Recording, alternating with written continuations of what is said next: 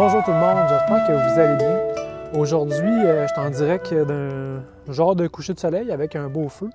Donc, le sujet aujourd'hui de la vidéo, je voulais parler de comment arriver à avancer dans la foi quand il y a toujours des doutes, puis quand il y a notre ego qui vient se mettre entre nous, la réalité et qu'est-ce qu'on souhaite, vers ce quoi on souhaite aller. Donc, dans mon histoire, je vais commencer par ma conclusion. Puis ma conclusion, c'est que si tu veux vraiment agir comme un axe aligné, libre de ton ego, réellement dans l'amour inconditionnel, tu ne vas pas chercher à transformer ce qui te déplaît en face de toi. Tu vas plutôt l'accepter tout en conservant ton alignement. Puis ça, c'est pas facile parce que notre ego, en gros, là, tout ce qu'il veut, là, lui, c'est se rassurer. C'est quelque chose qu'il veut. Il veut pouvoir le contrôler puis le posséder parce que ça vient y amener une sécurité. Mais quand on est comme ça, bien, quand on prend l'habitude d'être comme ça, puis tout le monde est comme ça, là, bien, on finit par nourrir notre ego de schémas qui vont finir par être répétitifs puis ils vont tourner en boucle. Le fait d'être capable de regarder devant nous quelque chose qui n'est pas aligné, qui n'est pas certain, puis de rester pareil là, fixe, droit, dans son alignement, ça nous ouvre la porte pour arriver à cultiver cet amour inconditionnel-là. Puis en fait, en étant capable de conserver notre axe, puis de le maintenir, en sachant clairement qu'est-ce qu'on veut, bien éventuellement, on n'est plus une victime du monde, mais on devient un acteur engagé et conscient dans notre monde.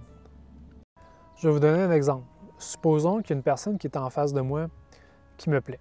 Fait que, moi, je sais pas, je la regarde, je la trouve de mon goût, je dis, ouais, ça, elle me plaît vraiment, cette personne, j'ai envie de passer des moments avec elle. Puis que là, dans cette contemplation-là, avec cette personne-là, je réalise, par exemple, qu'elle va vivre une certaine incertitude. Puis, cette incertitude-là me déplaît parce que ça me met dans une ambivalence où je ne suis pas confortable. Puis, le fait de ne pas être confortable, c'est confrontant. Parce que moi, j'aimerais donc pouvoir être sûr et certain que ce qui est en face de moi, qui me plaît, bien, je puisse le prendre et le posséder. Donc, ça pourrait m'amener, si je en prends conscience. T'sais, même si je suis conscient, je vois que ça ne me plaît pas, bien, ça pourrait m'amener à chercher à faire des actions qui ne sont pas nécessairement alignées avec comment je me sens, qui sont alignées avec justement un désir de possession, pour chercher à contraindre l'autre personne de s'aligner avec moi. Donc, autrement dit, je pourrais commencer à faire des actions de plus, essayer de mettre un personnage en face de moi que la personne pourra reconnaître et apprécier en retour. Donc, en faisant ça, en fait, ce qui arrive, c'est que je suis en train de me détourner de moi, en train de me créer un masque pour que le masque que je crée entre en résonance avec celui qui est en face de moi. Donc, le fait de créer ce masque-là, bien, premièrement, je me dénature de mon essence parce que je m'invente une nouvelle identité, donc qui n'est pas alignée avec moi. Puis je l'invente pour que dans mon milieu, la personne résonne avec ça pour la piéger en quelque sorte. Parce que en me montrant avec ce masque-là, je suis en train de montrer une fausse identité pour que l'autre soit accroché à moi. Donc, je suis un peu, en quelque sorte, en train de manipuler la personne. Puis d'où vient ce besoin-là? Ce besoin-là, il vient du besoin de contrôle, de la peur que la personne ne va pas me reconnaître. Puis là, ce qui arrive quand on est dans des schémas, par exemple, relationnels ou amoureux, c'est qu'en faisant ça, on va s'entourer de personnes qui ne vont pas venir vers nous pour qu'est-ce qu'on est vraiment. Parce qu'ils vont venir vers nous pour qu'est-ce qu'on leur a montré, puis qu'est-ce qu'on leur a montré qu'on pensait qu'il fallait montrer pour que l'autre personne nous reconnaisse.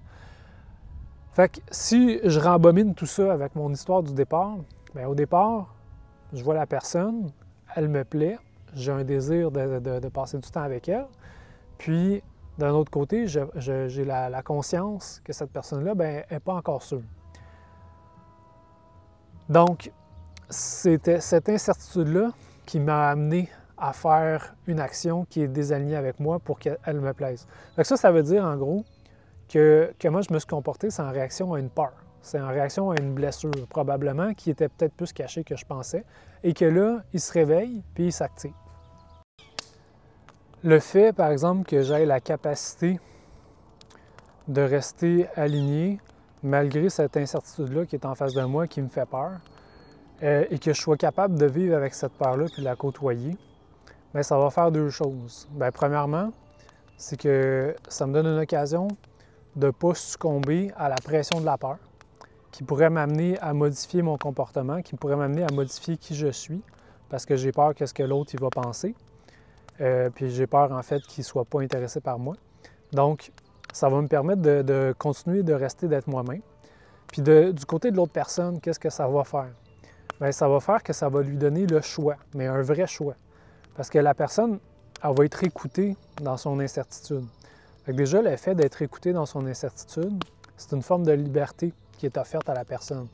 Puis, dans cette histoire-là, c'est que si on laisse la liberté à l'autre, bien déjà, on est en train de créer ou d'ouvrir un chemin pour une relation qui va être vraiment consciente et qui va être authentique, qui ne va pas être teintée par des choix et des actions fondées sur des blessures. Parce que c'est tout à fait naturel qu'une personne se questionne, qu'il y a des choix, puis on devrait laisser la liberté à l'autre d'être puis de choisir. Puis, en fait, par rapport à tout ça, bien, tout dépend aussi de qu'est-ce que nous, on veut avoir. Moi, par exemple, dans tout ce que je fais, dans mon travail de guide holistique, dans mes partages vidéo, mais moi, je tends à arriver à être pleinement qui je suis, de manière authentique, de pouvoir m'exprimer sans filtre pour être vraiment le reflet de mon essence. Puis, je souhaite créer une vie qui tourne autour de ce principe-là. Donc, je souhaite être entouré de personnes, de relations. Je souhaite vivre cet aliment-là, mais dans toutes les dimensions.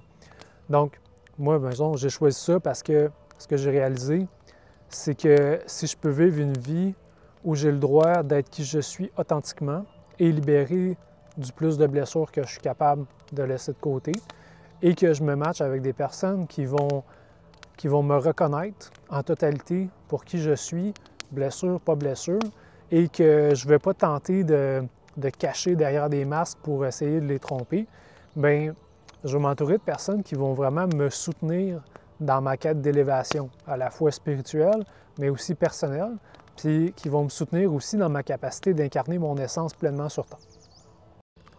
Moi, ce que je me suis dit, c'est que si j'accepte de vivre aligné malgré l'incertitude et que je reste là, puis je maintiens, puis que j'accepte de ne pas posséder le résultat, bien, ultimement, je vais être gagnant dans tous les plans. Parce que si la personne me reconnaît, puis elle me reconnaît tel que je suis, bien, puis qu'elle me choisit par la suite, bien, c'est que ça m'assure que je suis en train de créer une relation sur des fondations qui sont super solides. Inversement, bien, si elle ne me choisit pas, malgré que je me suis présenté tel que je suis, en pleine reconnaissance, sans chercher à forcer ou à contraindre, et que la personne ne me choisit pas, bien, soit qu'elle n'était pas prête, ou qu'elle ne m'était pas destinée. Fait qu'au final, est-ce que c'est bien que, tu sais, le fameux enjeu de la peur, qu'on le perd, mais finalement, si tu le perds, quand tu as fait ce qu'il fallait puis que tu t'es présenté, mais finalement, c'est correct que tu l'aies perdu parce que ça veut juste dire que c'était pas ça que tu avais besoin, que tu n'étais pas reconnu de toute manière, puis il va y avoir une autre opportunité qui va se présenter à toi, qui va te permettre d'être pleinement reconnu. Finalement, ce que je me suis dit, c'est que tout est parfait. Puis la peur, puis le besoin de posséder, il est purement irrationnel. Parce que tu n'as pas avantage à te plier à quelque chose qui ne te convient pas, juste par peur du manque.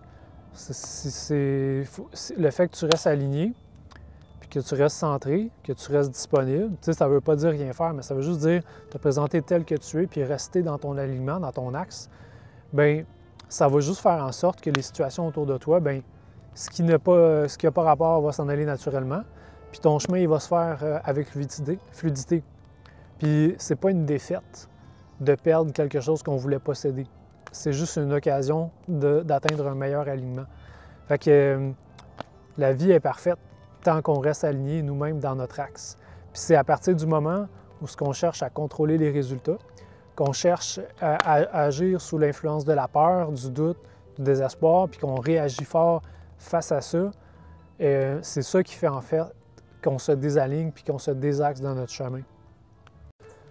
Puis je suis parfaitement conscient que dans tout ce que je dis, il pourrait y avoir des nuances parce que c'est pas une vérité ultime que tout le monde devrait suivre. Ça dépend toujours de qu'est-ce que tu veux, qu'est-ce que tu es prêt à faire, puis où est-ce que tu es rendu dans ton chemin. Fait que c'est possible que dans une certaine fenêtre de notre vie, que ça vaut la peine de se plier parce qu'on ne peut pas tout faire de toute manière en même temps. Fait que quand ça revient toujours au principe de s'écouter puis de se respecter, puis d'accepter le processus aussi. Parce que, tu sais, ce que je dis présentement, moi, je recule une couple d'années, j'aurais pas pu suivre ça parce que j'étais pas prêt à porter ce que ça représentait l'alignement complet.